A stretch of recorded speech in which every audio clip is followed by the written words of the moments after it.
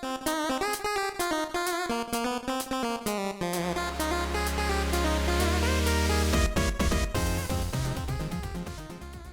there, Bagelites, and welcome back to another edition of Bagel on Booze. And we're not doing a rank and chug, but we're going to do another something special. We got crap I found in the back of my fridge. It's that time. Got to clean out the fridge, make room for some new brews. Found this sitting in the back of the fridge. Think I bought it around winter time, maybe February, Valentine's Day, based upon the style of beer and the name and the title. You'll see when we go ahead and crack it open. But with this, we are going to visit down next state, next door, however you want to call it. We're heading to Baltimore, Maryland for Heavy Seas to pull out an Imperial Stout. Hence why I think I bought it in wintertime, because drinking this stuff in summer, not a smart move of any part. Been there, done that. Got the t-shirt, didn't work out so well. So with any event, let's go ahead. We're going to get this poured out, taste test it, smell test it, and most importantly, find out if it chugged. But before we do that, make sure you click on that subscribe button to make sure you're staying up to the latest updates for beer reviews, booze reviews, seltzer reviews, whatever. So without any ado, let's get the Beercam fired up and rolling.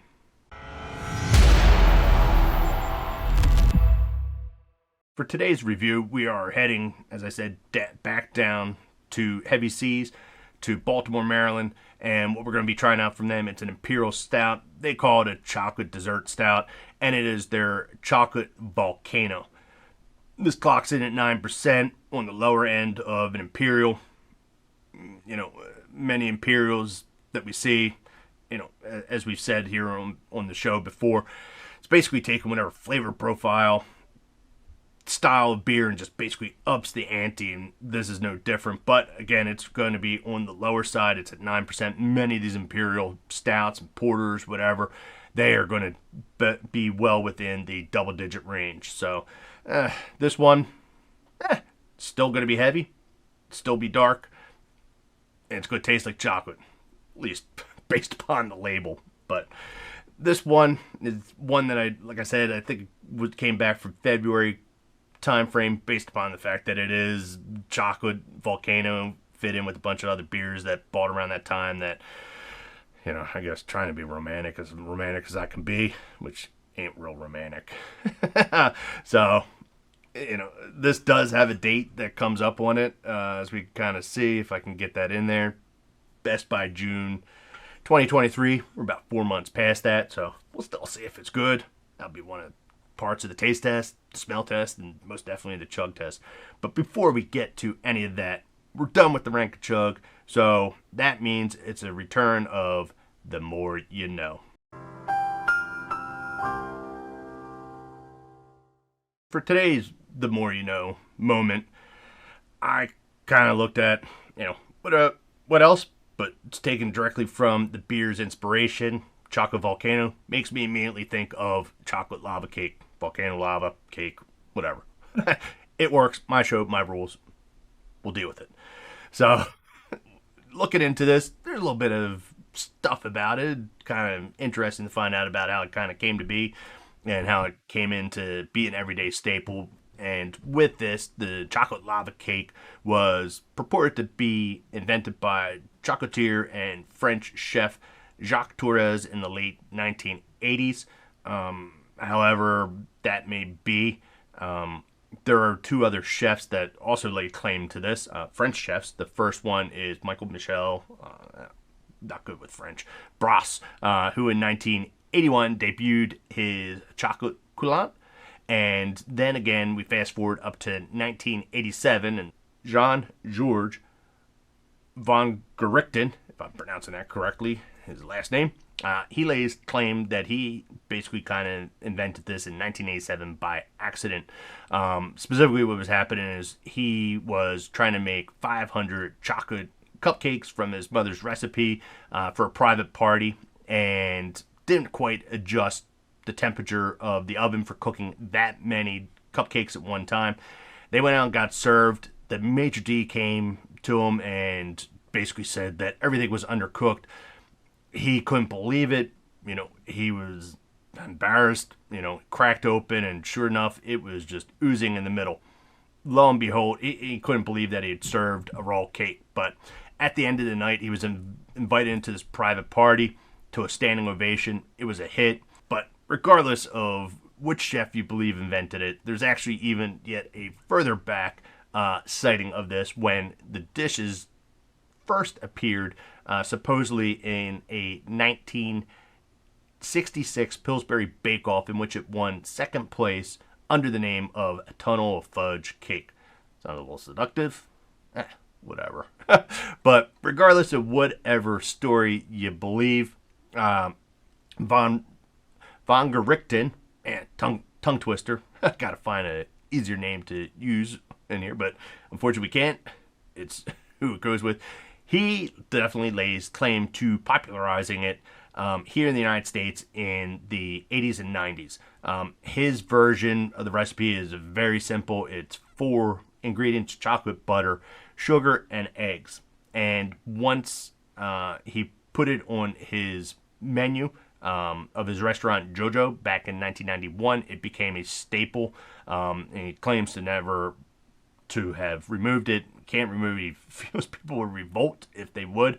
And its popularity basically rose from there, quickly spreading throughout New York City, with other chefs mimicking it, turning the recipe around into their own. It was the hot dessert, no pun intended, of the 1990s. It was primarily fine dining, reserved for fine dining, if you want to call it. Now, when you think about it, it is definitely not. But it first starts its journey out from the fine dining of these major restaurants in the major cities, and it makes its first appearance actually in Disney World in 1997 at the Flying Fish restaurant. And this was pretty much the only place that you could get it outside of these big high-end restaurants. Not that the Flying Fish was any cheap restaurant there in Disney World, but it wouldn't be until 2002 when the cake would be served at Epcot and basically get slapped on a paper plate. And now we have started the journey out from fine dining into casual dining. And it was after this debut in Disney, if you want to call it that, its next major step into casual dining came when Chili's added the dessert to their menu in 1998. So not really too much passed from Disney in 97, but it took them 5 years to get it out into casual dining. Chili's did it 1 year later. And the restaurant claims that, again, it's never kind of come off the restaurant. There's a good reason for this, is that they have purported that it's estimated they go through 11,500 cakes per day, which is a staggering amount of 4.2 million cakes per year, if I'm doing my math correctly.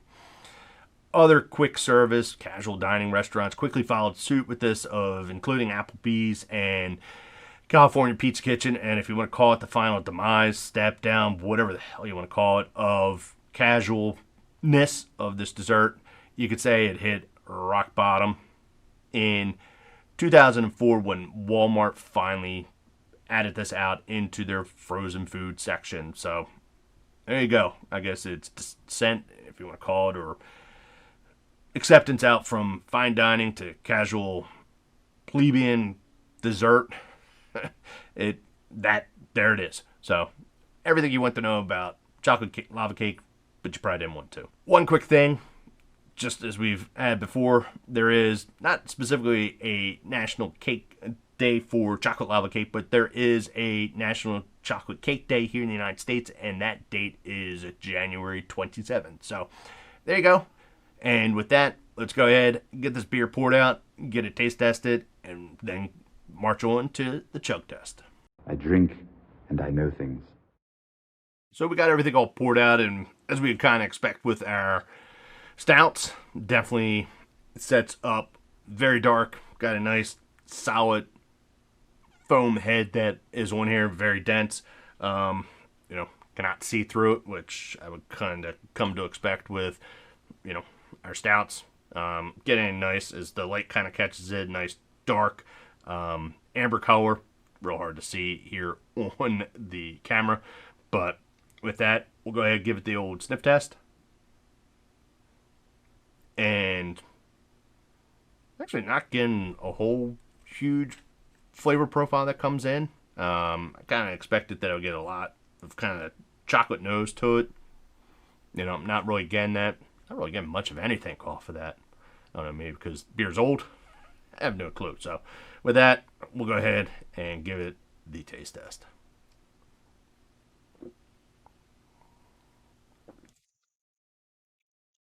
So with that first taste test, a little blasé. I get kind of roasted overtones to it. Getting some chocolate, not a huge amount. Got a subtle chocolate flavor to it. I was expecting something a lot more forward, but not really getting it.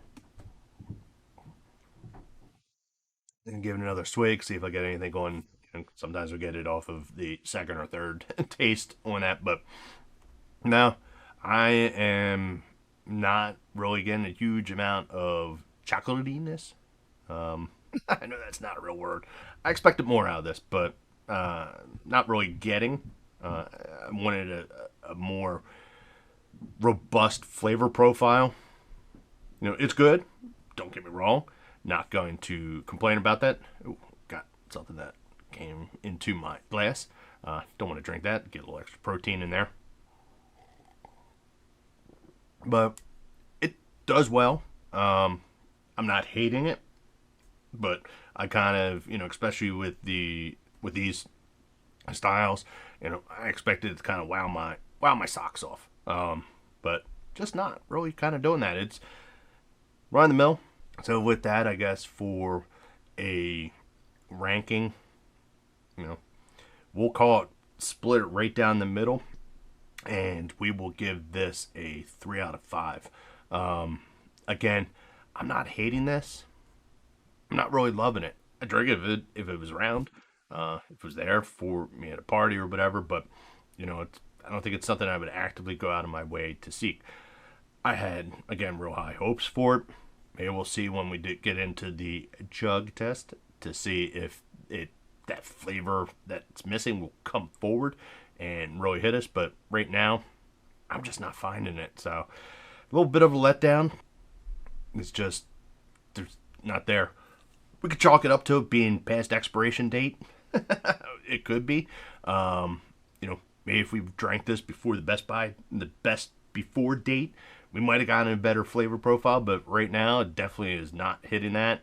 Based upon with what we got of an expired Chocolate Volcano beer, it's a 3 out of 5. So with that, it's time for the Chug Test. So it's now time to find out if this will chug.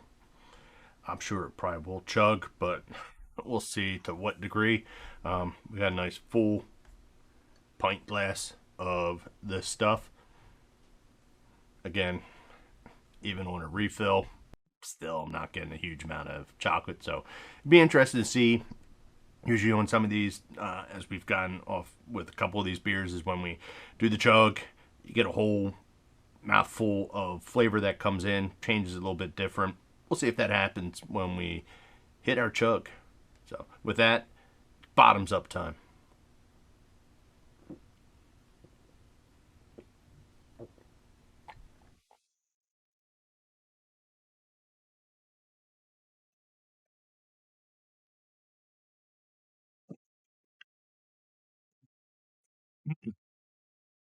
It is chuggable. Woo. Um, whew.